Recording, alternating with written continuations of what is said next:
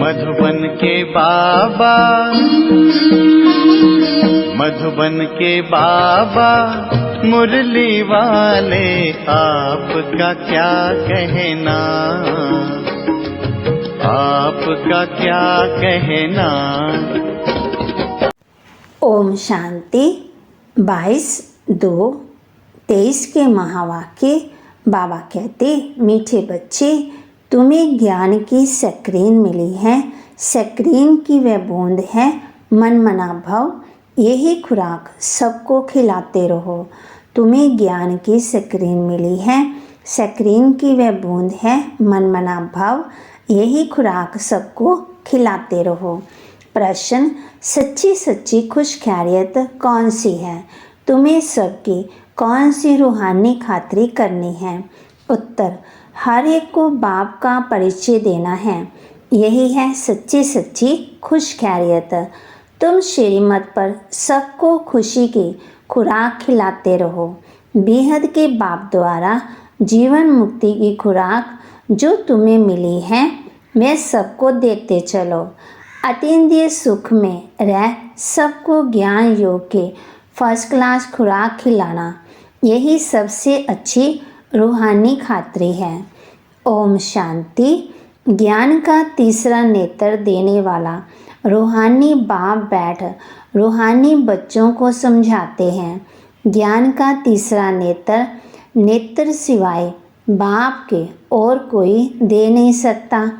अभी तुम बच्चों को ज्ञान का तीसरा नेत्र मिला है।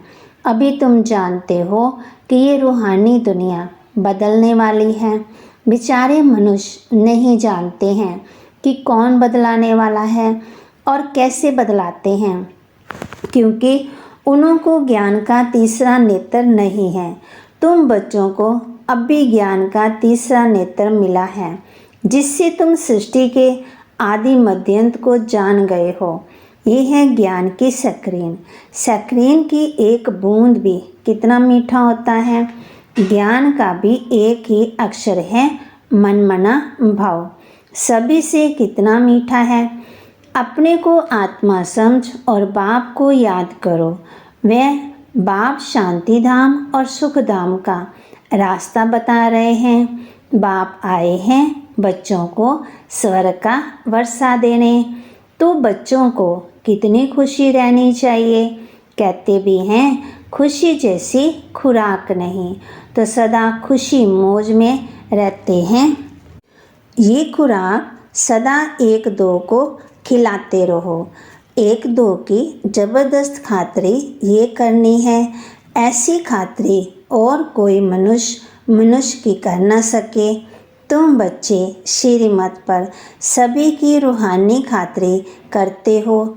सच्ची सच्ची खुशखैरियत भी ये है किसी को बाप का परिचय देना।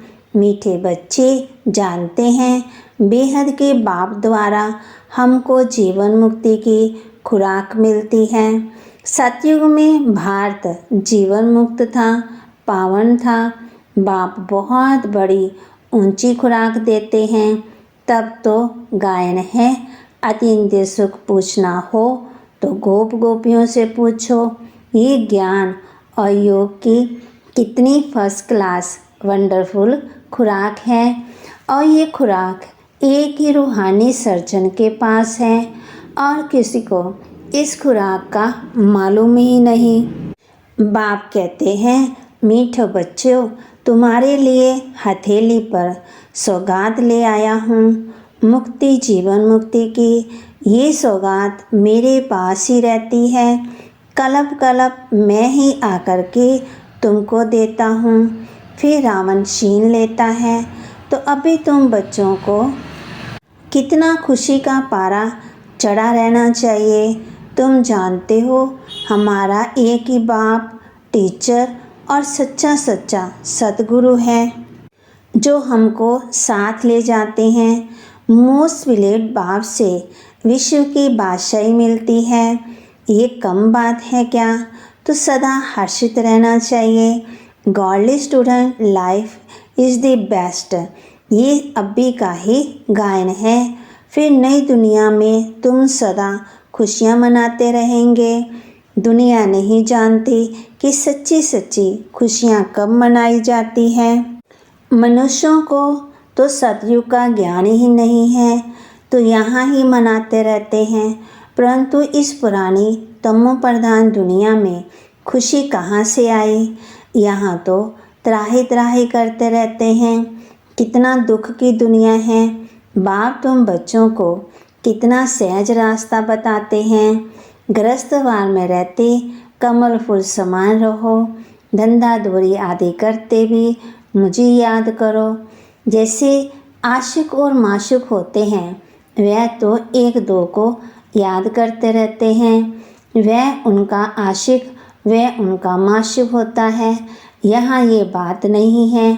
यहाँ तो तुम सभी एक माशूक के जन्म जन्मांतर के आशिक रहते हो। बाप कभी तुम्हारा आशिक नहीं बनता। तुम उस माशूक से मिलने के लिए याद करते आए हो। जब दुख जास्ती होता है तो जास्ती सुसिमरन करते हैं।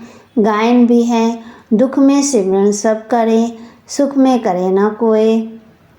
इस समय बाप भी सर्वशक्तिवान है, तो दिन प्रतिदिन माया भी सर्वशक्तिवान तमो प्रधान होती जाती है। इसलिए बाप कहते हैं, मीठे बच्चे देहाभिमानी बनो, अपने को आत्मा समझ मुझ बाप को याद करो और साथ साथ दैवी गुण भी धारण करो। तुम ऐसे लक्ष्मी नारायण बन जाएंगे। इस पढ़ाई में मुख्य बात है याद की। ऊंचे से ऊंचे बाप को बहुत प्यार स्नेह से याद करना चाहिए। वह ऊंच से ऊंच बाप ही नई दुनिया स्थापन करने वाला है। बाप कहते हैं, मैं आया हूँ तुम बच्चों को विश्व का मालिक बनाने के लिए। इसलिए अब मुझे याद करो तो तुम्हारे अनेक जन्मों के पाप कट जाएं। पतित पावन बाप कहते हैं, तुम बहुत पतित बन गए हो, इसलिए अब तुम मुझे याद करो तो तुम पावनपन और पावन दुनिया का मालिक बन जाएंगे। पतित पावन बाप को बुलाते हैं ना। अब बाप आए हैं तो जरूर पावन बनना पड़े। बाप दुख हरता सुख करता है। बरोबर सतयुग में पावन दुनिया थी तो सभी सुखी थे। अब बाप फिर से कहते हैं, बच्चे शांति धाम और सुख धाम को याद करते रहो। अभी है संगम युग। खवैया तुमको इस पार से उस पार ले जाते हैं। नैया कोई एक की नहीं, सारी दुनिया जैसे एक बड़ा जहाज है, उनको पार ले जाते हैं। तुम मीठे बच्चों को कितनी खुशियाँ होनी चाहिए। तुम्हारे लिए तो सदा खुशी ही खुशी है। बेहद का बाप हमको पढ़ा रहे हैं। वाह, ये तो कब ना सुना ना पढ़ा। भगवान वाच, मैं तुम रूहानी बच्चों को राजयोग सिखा रहा हूँ, तो पूरी रीति सीखना चाहिए, धारणा करनी चाहिए, पूरी रीति पढ़ना चाहिए। पढ़ाई में भी नंबरवार तो सदा होते ही हैं। अपने को देखना चाहिए, मैं उत्तम हूँ, मध्यम हूँ, मैं कनिष्ठ हूँ। बाप कहते हैं, अपने को देखो, मैं ऊंच पद पाने के लायक हूँ। रूहानी सर्विस करता हूँ, क्योंकि बाप कहते हैं, बच्चे सर्विसेबल बनो, फॉलो करो। मैं आया ही हूँ सर्विस के लिए, रोज़ सर्विस करता हूँ, इसलिए ही तो ये रथ लिया है। इनका रथ बीमार पड़ जाता है तो मैं भी तो इनमें बैठ मुरली लिखता हूँ। मुख से तो बोल नहीं सकते तो मैं लिख देता हूँ, ताकि बच्चों के लिए मुरली मिस ना हो। तो मैं भी सर्विस पर हूँ ना। ये है रूहानी सर्विस। तुम भी बाप की सर्विस में लग जाओ। बाप कहते हैं, बाप ही तुमको सारे विश्व का मालिक बनाने आए हैं, तो अच्छा पुरुषार्थ कर जाते हैं। उनको महावीर कहा जाता है। देखा जाता कौन महावीर है जो बाबा के डायरेक्शन पर चलते हैं। बाप का फरमान है, अपने को आत्मा समझ। भाई भाई देखो, इस शरीर को भूल जाओ। बाबा भी शरीर को नहीं देखते हैं। बाप कहते हैं मैं आत्मा को देखता हूँ, बाकी ये तो ज्ञान है। आत्मा शरीर बिगर बोल नहीं सकती। मैं भी इस शरीर में आया हूँ, लोन लिया हुआ हूँ। शरीर के साथ ही आत्मा पढ़ सकती है। बाबा की बैठक यहाँ है, ये है अकाल तख्त। आत्मा अकाल मूर्त है। आत्मा जब छोटी बड़ी नहीं होती है, शरीर छोटा बड़ा होता है। जो भी आत्मा है उन सभी का तख्त पर भ्रुकुटी का बीच में रहती है। शरीर तो सभी के भिन्न भिन्न होते हैं। किसको अकाल तख्त पुरुष का, किसी को अकाल तख्त स्त्री का, किसका अकाल तख्त बच्चे का। बाप बैठ बच्चों को रूहानी ड्रिल सिखलाते हैं। जब कोई से बात करो तो पहले अपने को आत्मा समझो। हम आत्मा फलाने भाई से बात करते हैं, बाप का पैगाम देते हैं, किसी बाबा को याद करो। याद से ही जंग उतरनी है। सोने में जब अलार्म पड़ती है तो सोने की वैल्यू ही कम हो जाती है। तुम आत्मा में भी जंग पड़ने से तुम वैल्यूअस हो गए हो। अब फिर पावन बनना है। तुम आत्मा को अब ज्ञान का तीसरा नेत्र मिला है। उस नेत्र से अपने भाइयों को देखो।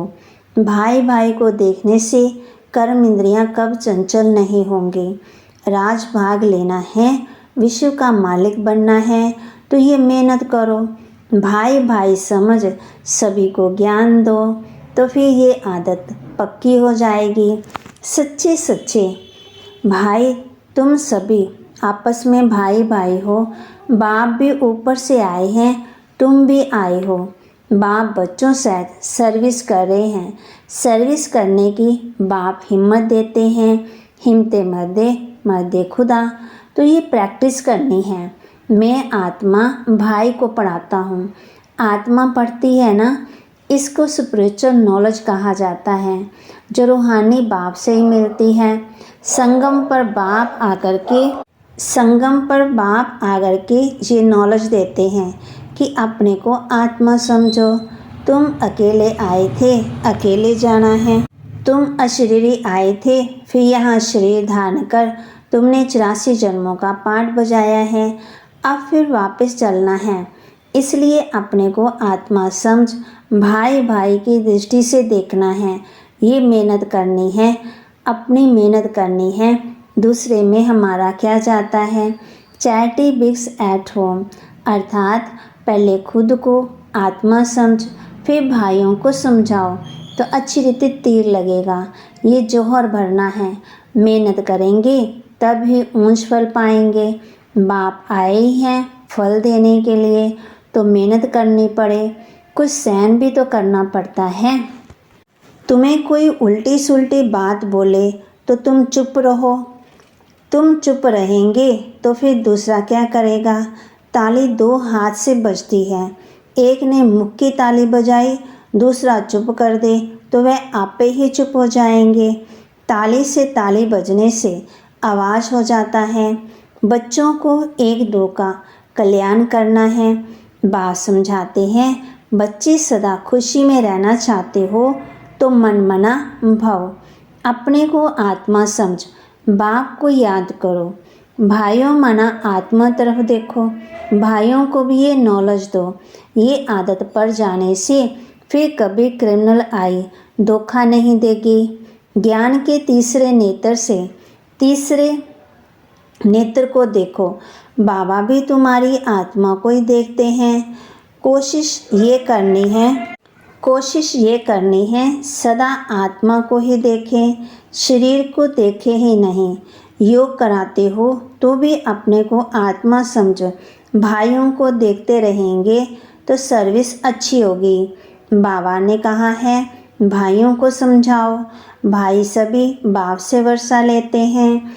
ये रूहानी नॉलेज एक ही बार तुम ब्राह्मण बच्चों को मिलती है। तुम ब्राह्मण हो, फिर देवता बनने वाले हो। इस संगम युग को थोड़ी छोड़ेंगे। नहीं तो पार कैसे जाएंगे, कूदेंगे थोड़ी। ये वंडरफुल संगम युग है, तो बच्चों को रूहानी यात्रा पर रहने की आदत डालनी है। तुम्हारे ही कायदे की बात है, माना फ़ायदे की बात है। बाप की शिक्षा भाइयों को देनी है। बाप कहते हैं, मैं तुम आत्मा को ज्ञान दे रहा हूँ, आत्मा को ही देखता हूँ। मनुष्य से बात करेगा क्या, उनके मुंह को देखेगा ना। मनुष्य से बात करेगा तो उनके मुंह को देखेगा ना। तुम आत्मा से बात करते हो तो आत्मा को देखना है। बल शरीर द्वारा ज्ञान देते हो, परंतु इसमें शरीर का भान तोड़ना होता है। तुम्हारी आत्मा समझती है परमात्मा बाप हमको ज्ञान दे रहे हैं। बाप भी कहते हैं आत्मा को देखता हूँ, आत्मा भी कहती है हम परमात्मा बाप को देख रहे हैं, उनसे नॉलेज ले रहे हैं। इसको कहा जाता है स्पिरिचुअल ज्ञान की लेन देन, आत्मा के साथ। इसको कहा जाता है स्पिरिचुअल ज्ञान की लेन देन, आत्मा के साथ। आत्मा में ही ज्ञान है, आत्मा को ही ज्ञान देना है। ये जैसे जौहर है, तुम्हारे ज्ञान में ये जौहर भर जाएगा तो किसी को भी समझाने से जड़ तीर लग जाएगा। बाप कहते हैं प्रैक्टिस करके देखो तीर लगता है या नहीं, ये आदत डालनी है। तुम्हारे ज्ञान में ये जौहर भर जाएगा तो किसी को भी समझाने से जड़ तीर लग जाएगा। बाप कहते हैं प्रैक्टिस करके देखो तीर लगता है या नहीं, ये आदत डालनी है, तो फिर शरीर का भान निकल जाएगा। माया के तूफान कम आएंगे, बुरे संकल्प नहीं आएंगे, क्रिमिनल आई भी नहीं रहेगी। हम आत्मा ने 84 का चक्कर लगाया है, अब नाटक पूरा होता है। अब बाबा की याद में रहना है। याद से ही तमो प्रधान से सतो प्रधान बन, सतो प्रधान दुनिया के मालिक बन जाएंगे। कितना सहज है। बाप जानते हैं बच्चों को ये शिक्षा देना भी मेरा पाठ है, कोई नई बात नहीं है। हर 5000 वर्ष के बाद हमको आना होता है। मैं बंदामान हूँ, मन बंधन में हूँ। बच्चों को बैठ समझाता हूँ, मीठे मीठे बच्चे रूहानी याद की यात्रा में रहो तो अंतमति सुगति हो जाएगी।